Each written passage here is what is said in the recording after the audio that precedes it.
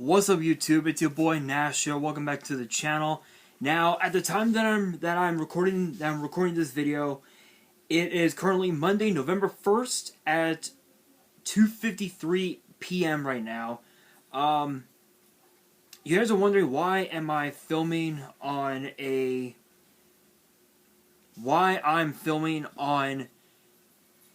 Monday when I just did a video today. Well, that's the thing. Truth be told, there's actually a lot of shit that I have to do tomorrow. So that I've got to do tomorrow, which will be Tuesday, which will be when you guys will be seeing this video. So I figured, you know what? Why not get the video made today and then get the video posted tomorrow when you guys are seeing this. But for today's video, we actually have something very intriguing.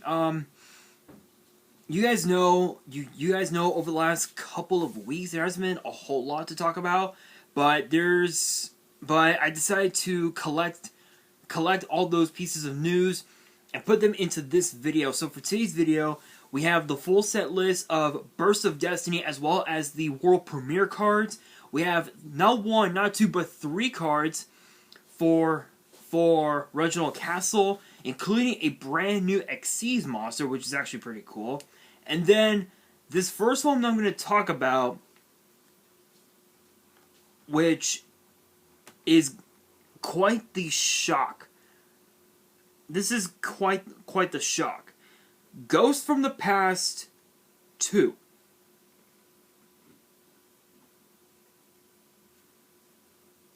Yeah, you heard me right. Ghost from the Past 2.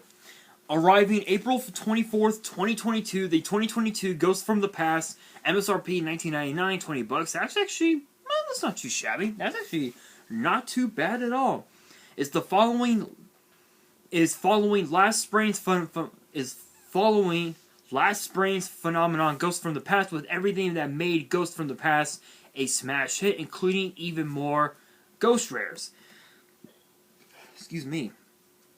The 2022 Ghost from the Past card pack includes 5 Ultra Rares, one of which could be replaced by a Ghost, plus each box contains 4 packs, 20 cards per box. As you guys know, with the last Ghost from the Past box that we had, it was only 3 packs. Now they're upping it to 4, which is kind of interesting. I would assume that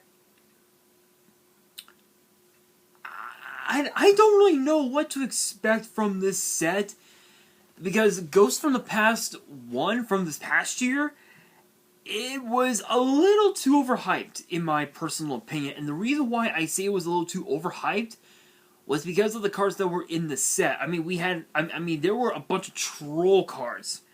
There were a bunch of troll cards that didn't even deserve to be reprinted. There was the Stalos, the Mega Monarch. There was a couple other cards as well, a couple of Dragoonity cards that didn't need the reprint. There were a few, so I'm kind of curious about this set. Once we have more info on the set, I will definitely talk about it on the channel. But now we talk about the cards that are going to be in the next deck build set, Duelists of the Abyss, which the first 2 reprints for Reginald Castle, or Shark for that matter, or Nash if you guys are a fan of his Barian form. Again, don't get it twisted. I did not take. Don't get it twisted. With me and him. Do not get it twisted. Do not get it twisted. The reprints are going to be our Bahamut Shark and Torrential Tribute. So Bahamut Shark is actually pretty cool because it gives you access into more Xyz plays, which will help you make your boards even more dangerous than ever before. And then Torrential Tribute is literally Torrential Tribute. Torrential Tribute will always be Torrential Tribute. Then we have the new Xyz monster, which is probably I would say, I don't know how the fuck to describe it. In the OCG, they're pronouncing it as Nash Knight. In the TCG, it's pronounced Nephil Asylum Heth Knight. which is a rank 5 Water Aqua Xyz with 1700 attack and 2700 defense, and requires 2 level 5 monsters. And the second effect is a once per turn. First effect says, cannot be destroyed by battle if a number of monsters is on the field. Second effect says, during the main phase, as a quick effect, you can detach 2 materials from this card. Take one number Xyz monster that has a number between 101 and 107 in its name from your extra deck and attach it to this card as material. Then you can attach one other face-up monster in the field to this card as material. So one thing that I think about this card is that it's basically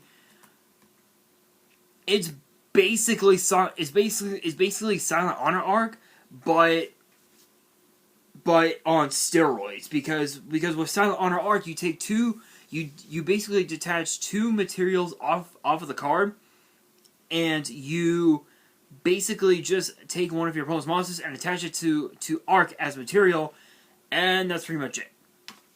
With this, it's basically that on steroids, because you can take another face-up monster on the field and attach it to this card's material. Is it good? It's hard to say. It's hard to say whether or not it's good or not, but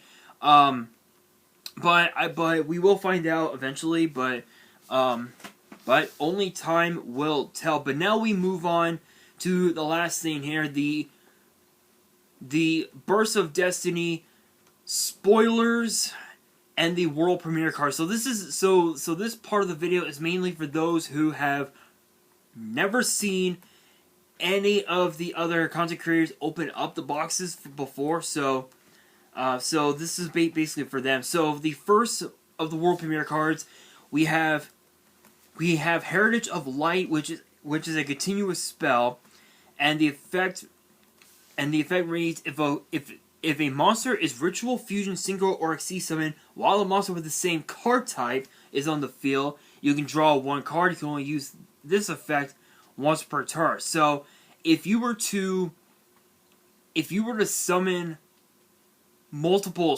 if you were to summon 2 synchro monsters, when you have a synchro monster on the field, you basically get to draw 2 cards. It's kind of like a pot of greed, so to speak. So it's not too bad. This could be perfect for decks like Cyber Dragon, decks like Beat Trooper, because I know that Beat Trooper does have does have pretty much all the summoning mechanics. So it's pretty cool. It's pretty cool.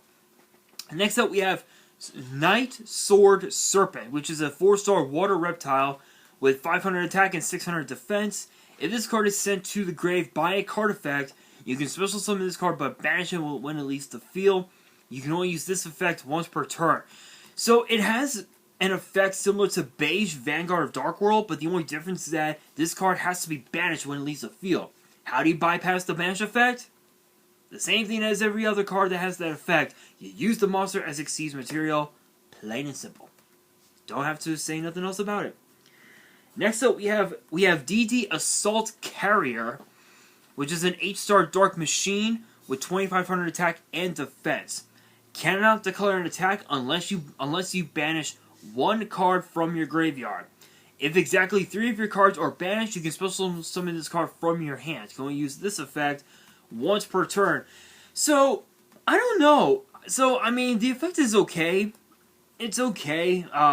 It's an 8-star. It can be used as fodder for rank 8 plays. This could be perfect with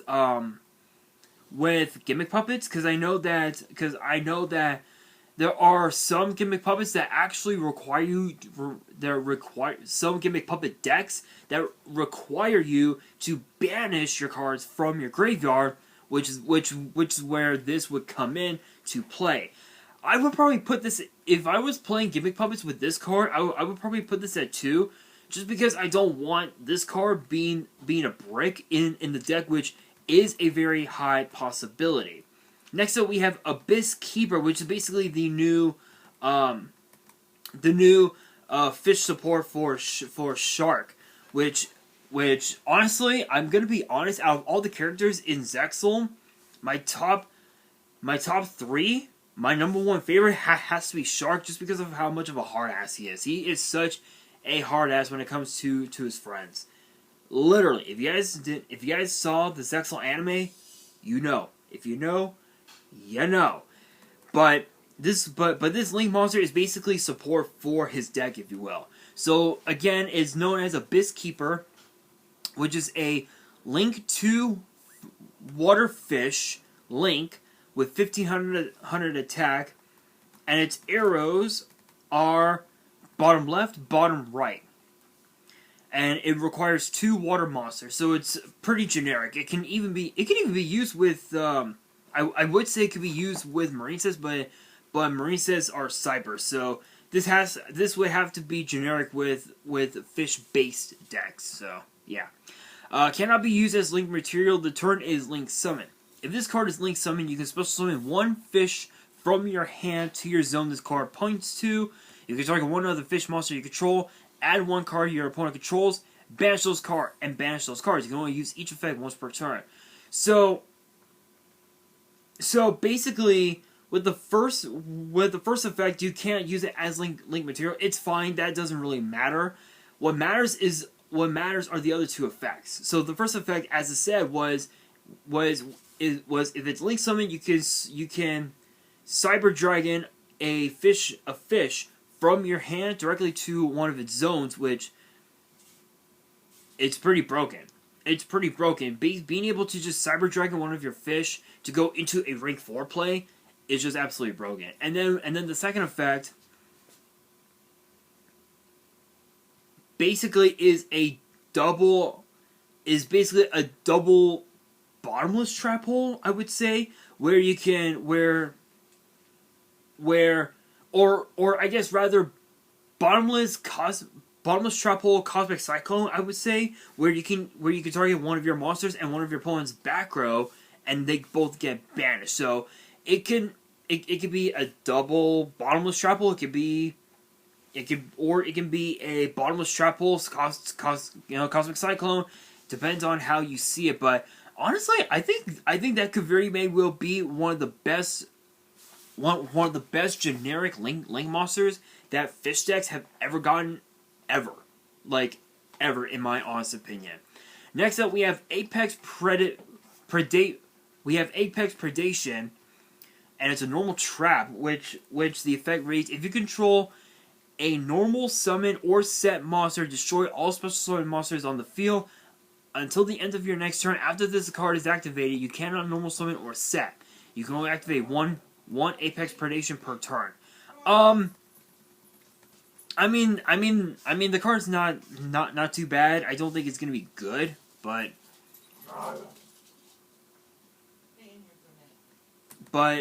at least you're able to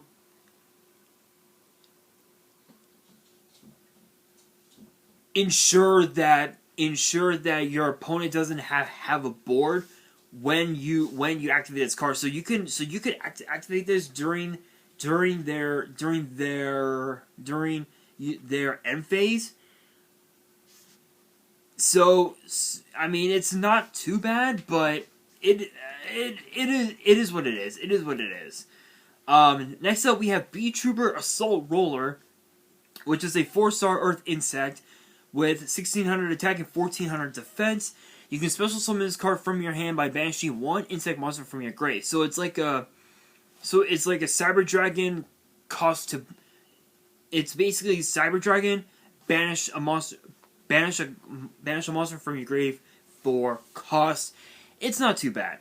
You can only special summon Bee Trooper Assault Roller once per turn this way. Gains 200 attack for each insect monster you control, except this card. When this card is destroyed by battle, you can add 1 Bee Trooper monster from your deck to your hand, except this card. You can only use this effect once per turn. So not only is it a Cyber Dragon, but it's also Mage Power mixed it with Rhoda. 3 cards in 1, not too shabby.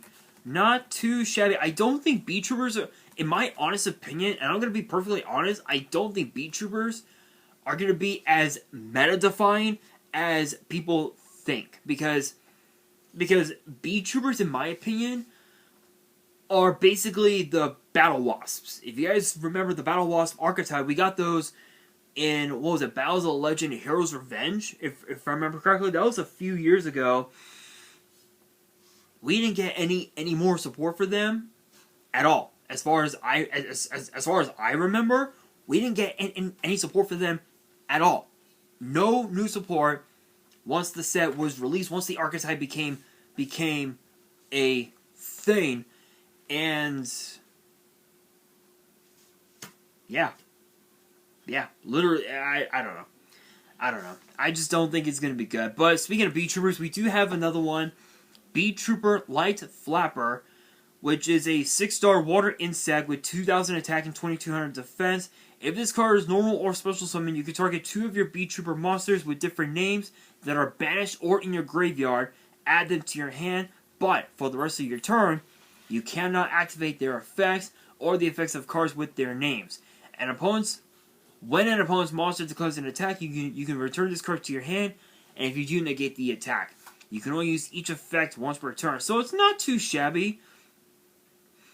If you were to summon this by normal or special, you can basically gold Sark 2 of your Beat Trooper monsters back to your hand. So it's like Gold Sark, but the crazy part is that instead of banishing them, the cards that are banished come back to your hand. So it's like a much more revamped Gold Sark, if you will, so to speak.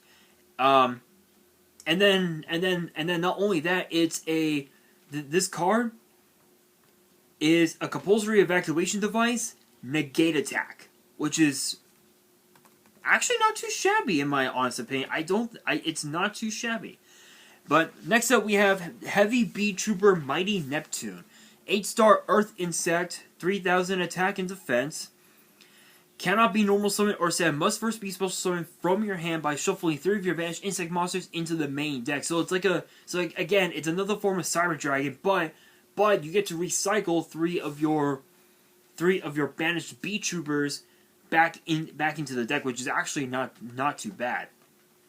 During the main phase, if this card in its owner's control is destroyed or banished by an opponent's card effect, you can special summon this card. You can only use this effect once per turn. Once per turn, during the end phase, you can target one other insect monster you control. It gains 1,000 attack. So not only is it a Cyber Dragon, but you're also able to recycle 3 cards back into your main deck. And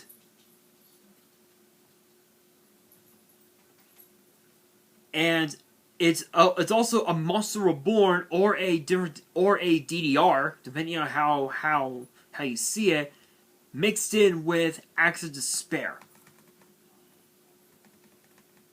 Pretty crazy in my opinion. We do have, actually they're all, are they all Beat Troopers? Yeah, they're all Beat Troopers, and there's quite a few other cards as well. There's a few other cards. This next one is actually a fusion for them, which is Ultra Beat Trooper Absolute Hercules, which is an 11-star Earth Insect fusion with 4,000 attack and defense. And it requires 4 insect monsters. After this card is fusion summoned, it is unaffected by other cards' effects until the end of your next turn. Basically, it's a protection. It's basically a protection from other card effects, which is absolutely nuts. At the end of the battle phase, you can target 1 insect monster with 3,000 or less attacking your grave. Special summon it. Monster Reborn. You can only use this effect once per turn. So basically, it's a protection Monster Reborn. Not too shabby. It's not too bad, but you guys know what's up. Hand Traps, Ghost Bell is probably going to be the one card that everybody's going to be using against this deck, in my honest opinion. Next up, we have Beat Trooper Descent, which is a normal spell. Special summon 1 Beat Trooper token, which is a 3-star Earth Insect with 1,000 attack and defense. Then, if you control an insect monster with 3,000 or more attack, you can destroy a spell or trap on the field. And you can only activate it once per turn. So not only is it a token summoner, but unless if you have an insect with 3,000 or more attack, it can literally be an MST, which is fucking nuts. It is absolutely fucking nuts. Next up, we have Bee Trooper Landing, which is another normal spell. This is basically the polymerization. Yeah, so basically this is the polymerization for the deck. Fusion summon 1 insect fusion from your extra deck using monsters from your hand or field as fusion material. If this card is in your grave, except the turn it was sent there, you can banish 2 insect monsters from your grave. Add this card to your hand. Yeah, so basically it's your polymerization for the deck. No more than, I would say, about 2. I know that some people probably say, oh, it's better at 3. I think it's just better at 2. Just because I know that we do have a couple other Bee Trooper fusions in the format, if I remember right. I'm pretty sure we're probably going to get more at some point down the road as well. And then I believe the last of the world premieres. Yeah, so the last of the world premiere cards, we have Bee Trooper Squad, which is a normal trap, and it says tribute one non-token insect monster. Special summon up to 1 Bee Trooper token, 3-star Earth Insect, 1,000 attack and defense. For every 1,000 original attack of that tributed monster. You can only activate this card once per turn. So, basically, if you were to target the fusion, that's 4 tokens, and you're pretty much good to go. So, yeah. But now I'm going to talk about, now I'm going to go through all the cards that are in Burst of Destiny. All of these I have talked about over the last several months, which you guys can definitely check out. But if you guys had not seen those videos, spoilers ahead. If you guys don't want to be spoiled, you can shut the video off. But spoilers coming in 3, 2, 1. So going in numerical order, we have Heritage of the Light, which is a common. Rocket Caliber, which is an ultra rare. I don't even know why I'm talking about their rarities. Double Disruptor Dragon, Sword Soul of Mo Ye, Sword Soul of Taya, Sword Soul Strategist, Longwan, I believe that was pronounced. Sword Soul Auspice, Chunjun, Incredible Ecclesia the Virtuous, Ice Jade Acti, Ice Jade Tinola, Ice Jade Tremora, Ad Libitum of Despia, Flowunderies and Snow, Flowunderies and Robina, I probably butchered that, Flowunderies and Elgin, Flowunderies and Steery, Flowunderies and Tokan, Flowunderies and Empin, Destiny Herald Denier, which actually that's actually a really broken card. Which I actually do have a Destiny Hero deck up my Destiny Hero deck. I do have it updated, but I'm gonna update it even more. Just because there were some other cards that I implemented that I believe are going to be in Brothers of Legend later on this year. I think sometime next month. So I will be doing a deck profile on that really soon. I don't know how soon, but soon. But next up we have Reptilian Nyami, Reptilian Quotal, Magnificent Magiki Maftiel, Gunkin Suship Uni, Gunkin Suship Shirao, Penguin Squire, Penguin Ninja, Penguin Cleric, Starry Night Orbital, Machina Ruin Force, Mimicking Man-Eater Bug, which I believe is basically Man-Eater Bug on steroids, literally. Lord of the Heavenly Prison, Fengling the Soul Drapom, which I believe that's the pineapple, if I remember correctly. It literally looks like a fucking pineapple. Gemini's Lord Gold Knight, Undaunted Bumpkin Beast, Meowsclick, I believe is how it's pronounced, Outstanding Dog Mary, which goes work well with Outstanding Dog Marin. I believe it's Maron. I believe it's named. Borlode Riot Dragon, Transonic Bird,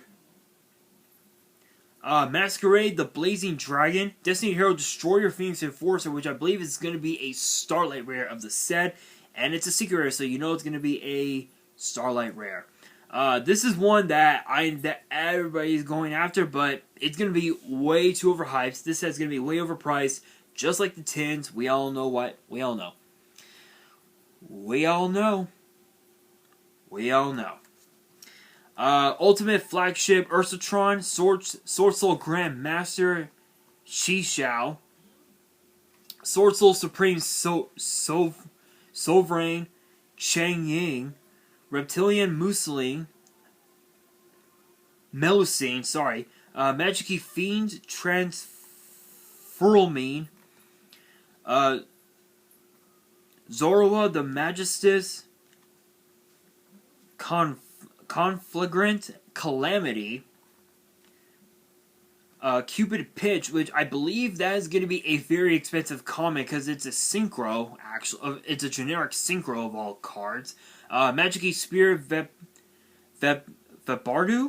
Gunkin Suship Uniclass Super Dreadnought, Gunkin Suship Shirao Class Carrier, Borocode Dragon, which I don't think is going to be that good in the meta. Evil Twins, Trouble Sunny, Heavy Interlock, Sword Soul Emergence, Sword Soul Emergence, Sword Soul Sacred Summit, Branded in High Spirits, Ice Jade Cradle, Branded in Red, Flounderies and the Magnificent Map, Flounderies and the Unexplored Winds, Reptilian Ramifications, Reptilian Recoil, Magic-Key Battle, Royal Penguins, Sonic Tracker, Sunvine Sowing, Ursardic Drytron, Supernatural Danger Zone, which, spoiler, it has nothing to do with the Danger archetype, just as a heads up. Night Flight, Small World, Magical Cylinders, which is basically a fucking troll card, because you can actually set Magic Cylinder from your fucking deck, and nobody uses Magic Cylinder anymore. Which is funny. Detonation Code, Sword Soul Assessment, Sword Soul Blackout, Flounderies and the Dreaming Town, Flounderies and the Scary Sea, Break the Destiny, which is another Destiny Hero card, Magic Key Locking, Stained Glass of Light and Dark, Giant Starfall, Laundry Trap, Night Sword Serpent, DD Assault Carrier, which was one of the ones which is the other World Premiere cards that I talked about. Abyss Keeper, Apex Predation, B Trooper Assault Roller, B Trooper Light Flapper, Heavy B Trooper Mighty Neptune, Ultra B Trooper Assault Hercules, Absolute Hercules, B Trooper Descent, B Trooper Landing, B Trooper Squad, Flip Frozen, Brave Drive, Rebuild Deer, Threshold Borg, Cynet Crosswipe, Danger Disturbance Disorder, Bayonet Punisher, Cynet Cascade, and the one card that I never thought would ever be the fucking Starlight, Stratos. Elemental Hero Stratos is a fucking Starlight. As if we needed another reprint of this card. Honestly, I'm going to be honest. If I'm going to be perfectly honest, don't get me wrong, Stratos is an amazing card. But in my honest opinion, I think instead of Stratos, we should have gone,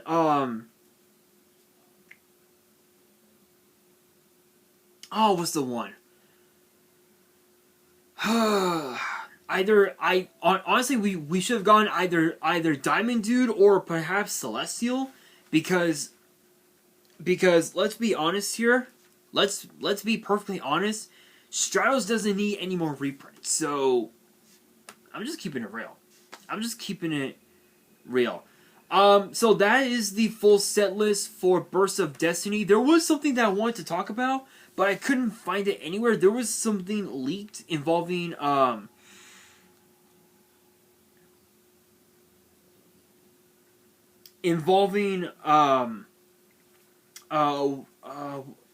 Maximum Goal El Dorado, and apparently Axis Code Talker is gonna be in there, and also Dawn Thousands cards are gonna be in there, including Numeronius and Numeronia, which are gonna be the fuck yous of the meta. I don't even think I don't even think those are gonna be meta, but if these leaks are true, Konami finally did it. They finally printed those two cards in the TCG, which is, I don't even know. I don't even know how to describe it, but once we get the full set list for Maximum Goal El Dorado, I will definitely talk about it. I will definitely talk about them, talk about the set on the channel, so make sure you guys stay tuned. But that brings me to the question of the day. What are your guys' thoughts on Bursts of Destiny? And what decks do you guys think will be meta? That is the question of the day. Let me know in the comments below. Do I think that this says good? Yes and no. Yes and no. Yes, because we finally got, our Destiny Hero support. We finally got some new archetypes coming in. But the only problem is that a lot of the cards that are in the set are way too overhyped. So I don't think this set will be as hyped as people perceive it to be. So that's just my opinion. But that is going to do it for this video. Hopefully you guys enjoyed. If you did, make sure you guys smash that thumbs up button. If you guys are new to the channel, you guys want more Yu-Gi-Oh news videos, which gets posted every Tuesday. Make sure you guys subscribe to the channel and hit that notification bell so you guys do not miss out on any new content that comes your way. And be sure to follow me on Twitter and Instagram. All the links will be down in the description below. And if you guys have any fan mail that you want to send me and want me to open up on the channel, my address will also be in the description as well. And on that, this is your boy Nash, signing out.